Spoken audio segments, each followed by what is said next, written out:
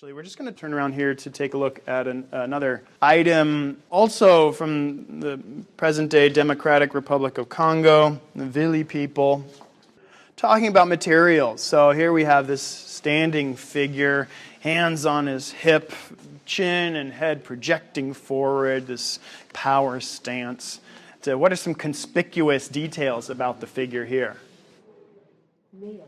So there's this prodigious quantity of nails driven into the body of this wooden sculpted human figural form. Nails and blades and fragments, a chain wrapped around its neck. Yeah, and then this large box on the front, on the chest, wearing also a bit of a hat or a skull cap of sorts. The label simply calls it a power figure, Nkisi Nkondi, which literally translates as a spirit hunter.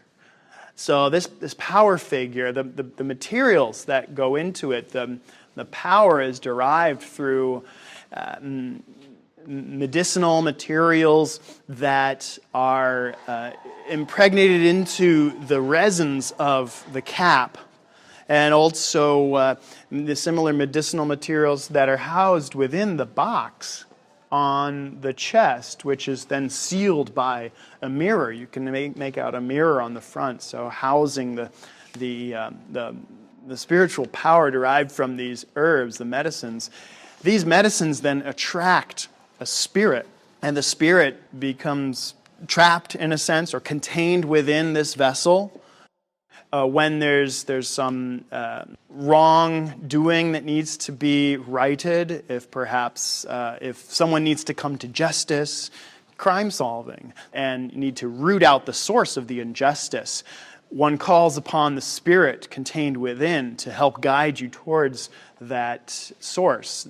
This is where the nails and the blades come in. Whenever you want to tap the energies of the spirit within, you might strike a nail or thrust a blade within the figure, and that activates the spirit so that one can then be guided through the power. This, remember, a spirit hunter, that's the term, so hunting down and using the spirit to hunt down the source.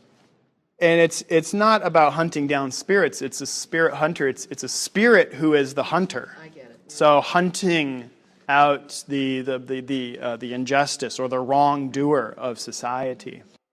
The cap with the resin, you can see the blackness that's crackling. That then includes a lot of components. Likewise, the chest box has the components that would attract the spirit into it. So those were original. It wasn't functional prior to that, in a sense. Yeah. So this particular item is very specific to the culture of this region. Certainly, though, the idea of calling upon the aid of an icon that has a spirit contained within is something we find it's a bit ubiquitous across many different faiths and cultures around the world. Yeah. And the idea of a container, so this box. Remember that. So here we're in Central Africa, and we're going to make our way to a very different place, very different region. We'll similarly still have a box around the chest that has a charm, spiritual power to it.